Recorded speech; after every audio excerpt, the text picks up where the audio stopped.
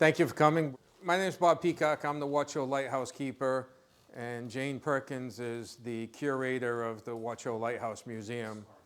So we just wanted to talk to you about one particular wreck. If you stand on Watch Hill Point and look out, there's been, in the last 2 centuries, 265 wrecks within view.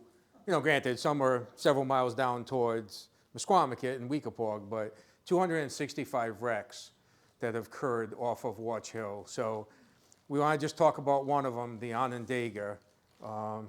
We just want to start with this picture because we'll get into the boat, but that's a pretty big boat, right? The Onondaga was 16 feet shorter in length, 2 feet higher in height, and if you take off the mast and add a smokestack and a couple of derrick cranes, so the Onondaga was huge. It wasn't just some little boat that was coming by.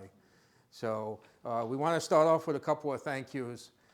You'll see later in the presentation, this happened because the Shavansky family, Ron Shavansky, dove in the 50s and 60s. And when he went into a nursing home, he was looking for a home for all his artifacts. And you'll see he went weekend after weekend and got tons of stuff off the ship that he's donated to the museum. Also, Dave Barris and Rusty Gold Antiques. Where's Dave? There he is. Dave has shared with us a bunch of documentation that he's collected over the years.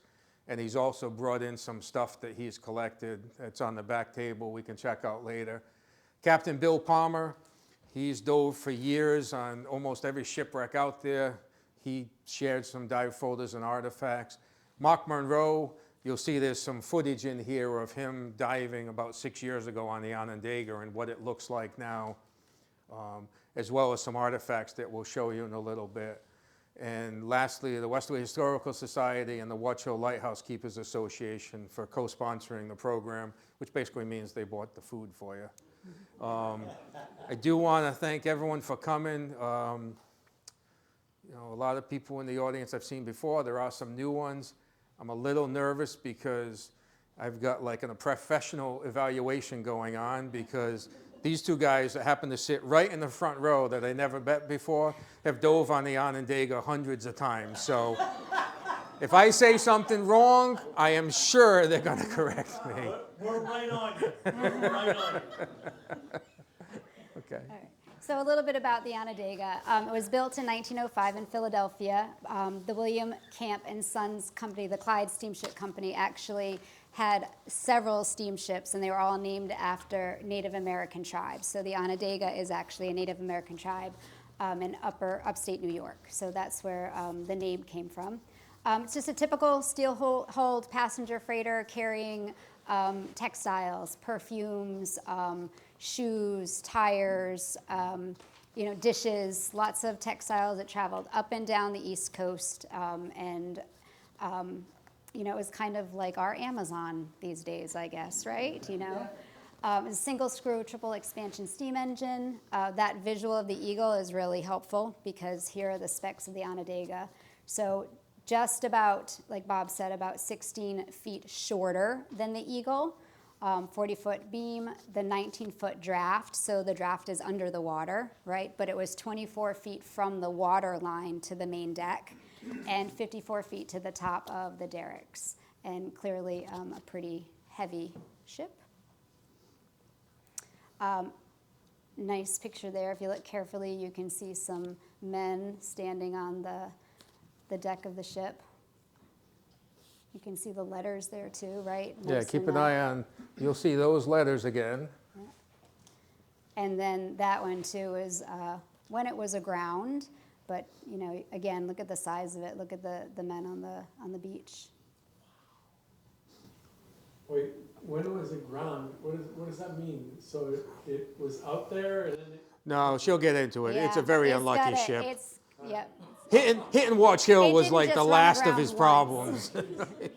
All right, so commissioned in 1905, and less than a year later, she experienced some propeller problems and had to be towed. She ran aground in January 1907 in Cape Cod. Took 2 months to refloat it, and then it was towed back to Philadelphia for massive repairs. And then when it was in Boston in 1910, there was a fire on the dock, and the Onondaga suffered some damage from that fire, $10,000 worth of damage in 1910. And then went to New York for repairs. In 1911, suffered some hurricane damage, so windows blown out, the steering was disabled. But wait, there's more. February 1912, she ran aground in the St. Johns River in Jacksonville, Florida. And again on May 17th, 1913 in Jacksonville, Florida. Who was driving that? So 1913, not a great year, right? December 17th, she ran aground yet again. And then August 11th, 1915, she actually left Jacksonville, Florida, and ran into the schooner Franconia off of Cape Cod. But don't worry, she made it back to the St. Johns River and ran aground again in 1917. And then I've just got some pictures of a couple of those times. So this is ashore in Cape Cod. Ashore or aground? Well, This is pretty much ashore. I mean, is the tide coming in or going out? I guess. And then again, you can see the gentleman in the bottom This guy corner. right here. Oh my God. That's insane. So massive, though, right? And not going anywhere. Not tipping. Not going anywhere. And then in October 1917, the Onondaga was requisitioned by the U.S. government. So continued sailing, but under government control. But this is when it ran aground for its final time. June 28, 1918, it struck Katoom Reef, which is right off of Watch Hill. So, in answer to the question, Captain William Gogan was in charge every single time it had an incident. He was the first captain in 1905 and the captain in charge. Well, he claimed he was below deck at the moment it happened, but the same captain in 1918. So, nope. It was amazing. And unless, we really haven't done the research, unless maybe boats ran aground all the time back then. And no one was hurt, right? All 31 crew members were saved and watched it. Like, no one was hurt, so maybe that plays a big role. Equipment to detect some sort of? No, they had nothing. They had lookouts out front, look at the stars. But that being said, we'll get into the story of this last one. The other ones, I don't know what caused them. But so one of the documents we have, and this came from Dave Barris, is the report of the F.A. Scott Company, which was a salvage and wrecking company out of New London. So the incident happened about 9:45 at night. The next morning, they were there by 8 in the morning, and they just took down a couple of notes. It was, it had 1,155 tons of miscellaneous cargo, including dishes, hardware, Model T tires, shoes, leather, clothing. The Onondaga was kind of like the UPS truck of the time. It just, you piled everything in and off you went. But, so also in the report, they determined that it was drawing approximately 16 feet astern and 12 feet forward. It was a single bottom boat, didn't have bulkheads that would prevent it from taking on water. And according to the captain, he mistook Watch Hill Light for Race Rock Light and had directed his course, so he thought, into Long Island Sound. He was going at 11.5 nautical miles per hour when he struck the reef. Quickly spun around and started to sink. He fired off signal distress flares, and according to his report, the Watch Hill Lighthouse was also the site at the time of the Watch Hill Life-Saving Station. So they responded with their small surf boats. The Onondaga crew was trying to evacuate. Again, unlucky ship. The first boat that they put down was leaking and started to sink. The second boat they put down, the ship was already starting to list, so it banged against the side of the boat, and several people got broken, bones, arms, and fingers and whatnot. But the surfmen from the Watch Hill life-saving station were able to get to them, to rescue all 31 crew members and bring them back to Watch Hill Point. So this report goes on to kind of just say that, don't forget, this was like 9:45 at night. And it was in June, right? It was in June, yep. So the next day, by 9 o'clock in the morning, there were 2 lighters on scene from F.A. Scott Company. A lighter is basically a big old barge, and basically they would bring the barge out to heavier ships and unload onto the ship half the cargo, so it made the ship lighter so it could come in with the rest. But they brought out 2 lighters in tow of the tug Rose, and by 1 p.m. they had dropped anchor. By 2:15 the slack tide had started.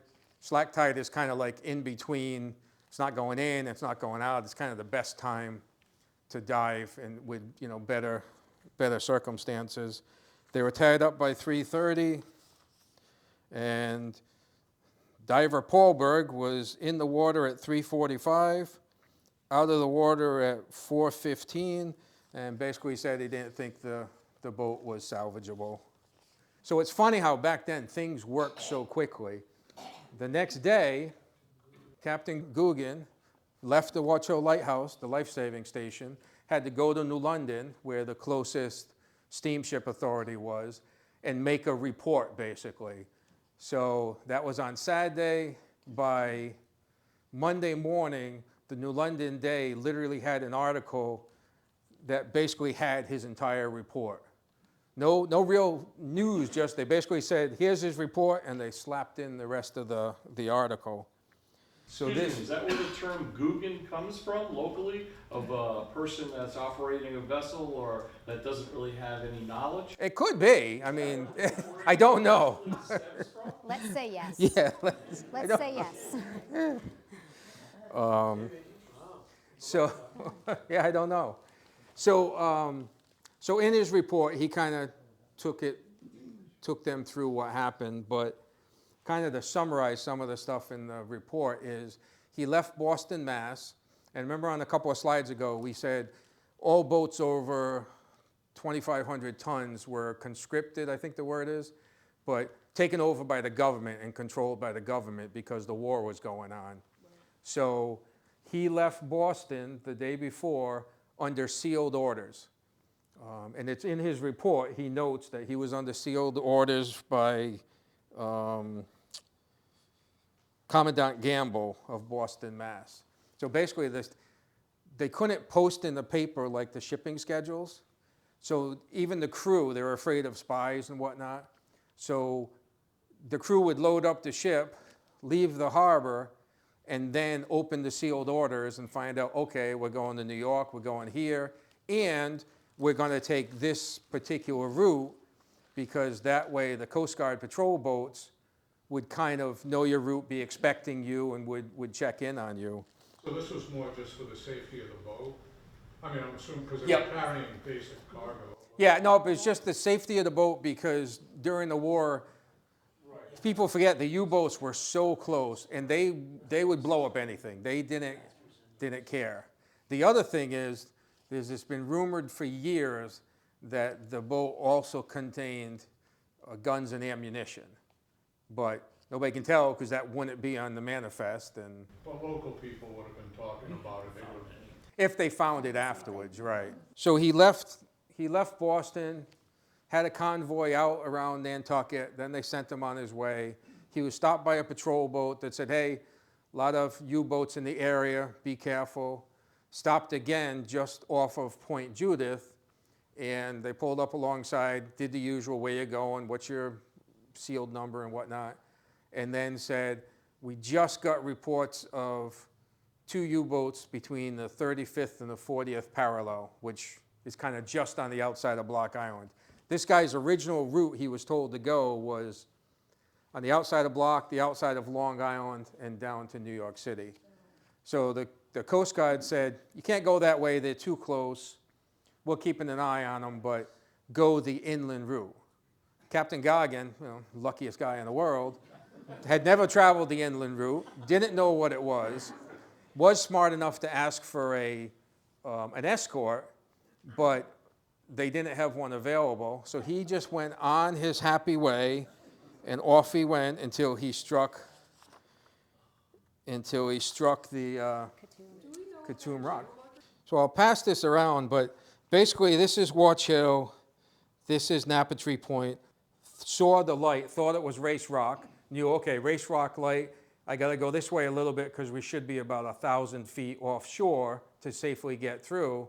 Unfortunately, Watch Hill light, if you're more than 400 feet offshore, you're on the reefs, and he hit it and sank. In green is the official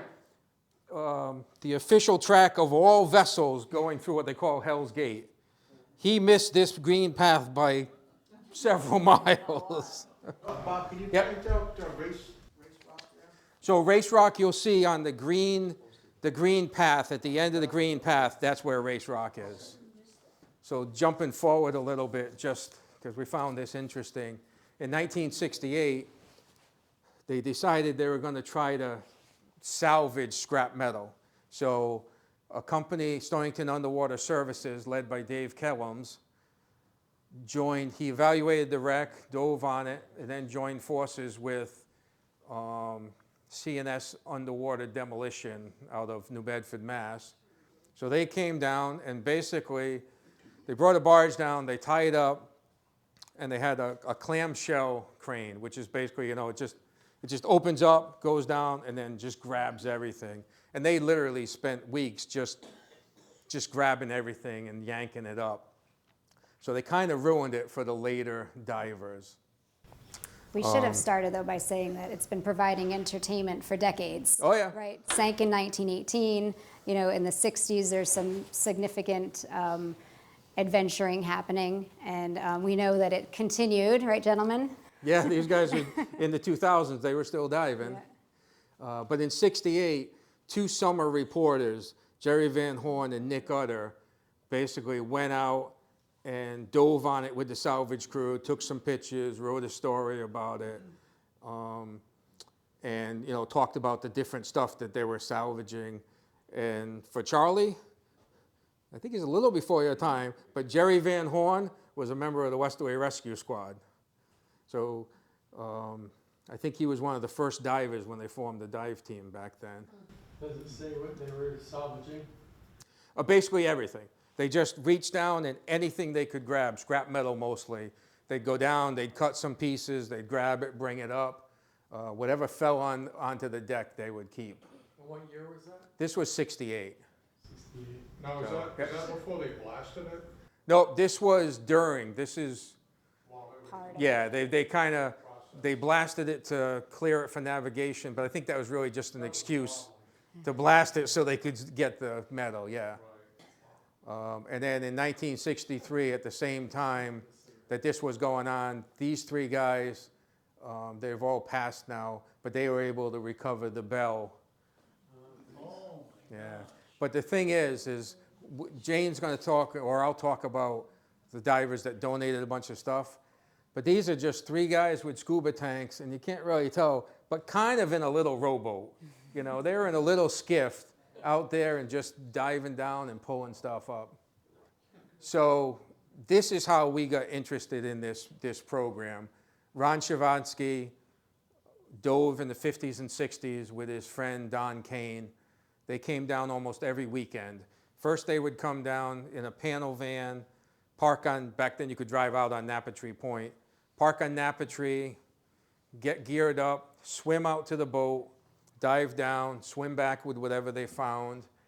A couple of years later, they bought a small skiff, so they would bring that down, back it onto Little Narragansett Bay, launch it in there off of Napatri, and then go around.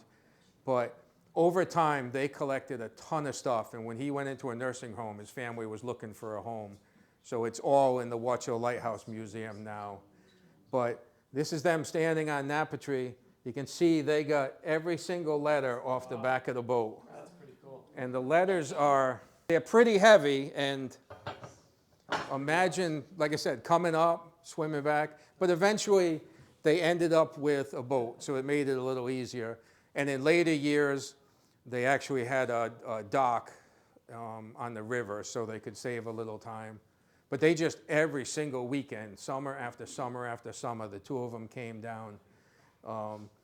One thing that they kind of tell funny is from the time that Ron's kid was maybe 4 until he was 12, every time he would come down with Dad, and Dad would swim out to the boat, and the 4-year, 5, 6, 8-year-old kid would hang out on Napatri Point all by himself. Nobody thought anything of it. It was just the way things were done back then. So, and again, this was our intent to say, well, that map I sent you around, but you can kind of see where the wreck is. I think the But next in one should- 1989, this was still in diving journals and talking about wrecks, and people were still diving in 1989. And we kind of thought, oh, that was the end. Then we met these guys we'll talk about in a bit that were diving it in the 90s. And then today we met guys that were diving it in the 2000s. So it's still a place to go. And this is basically just a way to show you, this is the Watch Hill Lighthouse. Kind of, this is where, if you look out, the red buoy is. And it's kind of just over here, because there was a very special dive going on this summer. And Jane will tell you about that. So these gentlemen had all been down on the Onondaga, and they came to the lighthouse for a visit. They heard about our shipwreck room, and 4 hours later, they kind of decided. Actually, the gentleman right there, Jack, decided he needed another trip down. So Jack is 79 years old, and he actually went down again this past September to check it out one more time. So just some pretty cool photos of the dives still happening, and certainly an attraction for people of all ages. The gentleman on the right is Mark Monroe. He's he has been down many times, and actually we have some nice video footage of the dive. So we'll show you that in just a minute. But he took Jack down just recently. That's a flipper in his hand. I don't know if anyone's like, Yeah. what did he bring up? Oh, it's a flipper. So, wah, wah. That's a flipper? Well, Yeah. So no, we'll it's jump, just- let me jump in for just a yeah. second. Mark Monroe gave us several artifacts, and the reason we thought that flipper might be something, because in the cargo of the original ship was several pallets of Model T tires. And Mark Monroe donated this to us. This is a Model T tire. And the two specialists right here saw it several times. He pulled this up this summer. But these guys saw it several times, but it was kind of wrapped around, and they thought they were going to have to cut it. So I don't know how Mark got it undone and complete, but sorry to interrupt. No, that's okay. While you're watching, we're going to start sending around some artifacts that Mark Monroe donated.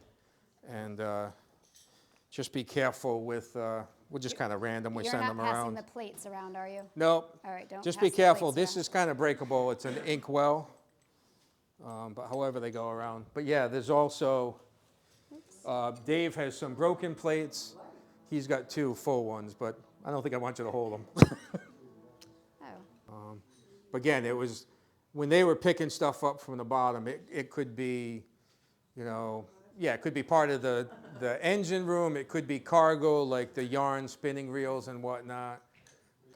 Yeah, so we're assuming, because you've got some porcelain ones, right? I've got some hardware Yeah, we're assuming this was literally hardware for sale. for sale that was in pallets, yeah. 500,000 perfume bottles, and they're only about this big. They're kind of like you just took the cap off, dipped a little on, but they apparently were all over the ground, and every time they went down, they scooped up some. So we also have a bunch of those. I did forget to bring those today.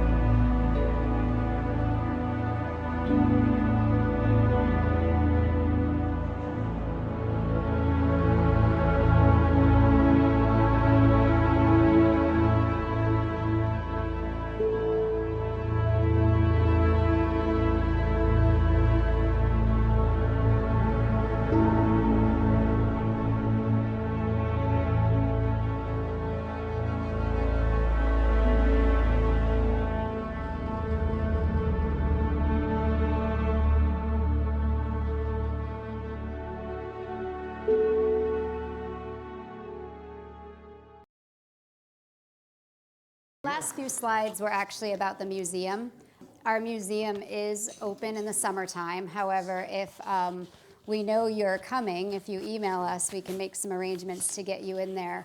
It's a 2-room museum. The shipwreck room is actually brand new as of last year because of this donation from the Shavansky family and our knowledge of the over 265 shipwrecks that took place. We thought we really needed to honor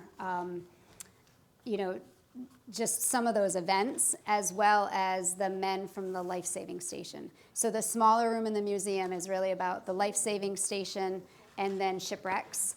And then the main room, which has been open for years, actually features our Fresnel lens. So the Fresnel lens was the original lens that was put in the tower when it was built in 1856 and was remained in use until 1986 when it was decommissioned.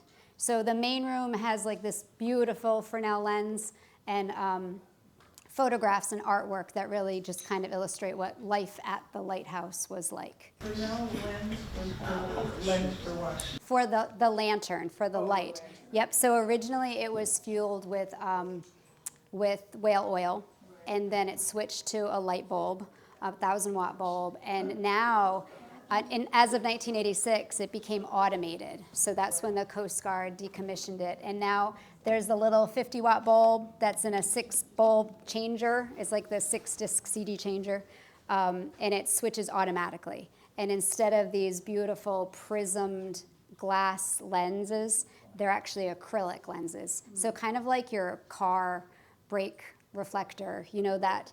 So the lenses that are up there now are red and white acrylic and these little tiny light bulbs.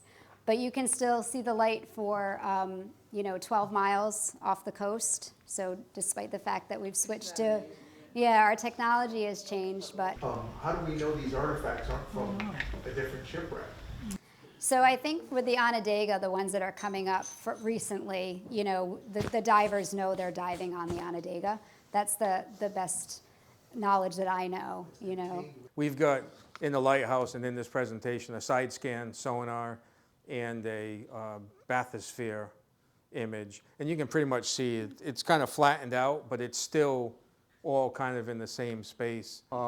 If you want, maybe afterwards, if you want to walk up, we can, you can take a look at this. But this is, those divers got all the letters, Onondaga in the Port, New York, off the back of the boat, and he had them over his fireplace. He also got the capstan, which is it's a big brass, you can kind of see it on the left, but a big brass, like 24-inch round disc, weighs about 78 pounds. That's got the name of the ship, where it was built, what year it was built, and also, coincidentally, the actual windlass was made in Providence, Rhode Island at the American Windlass Company.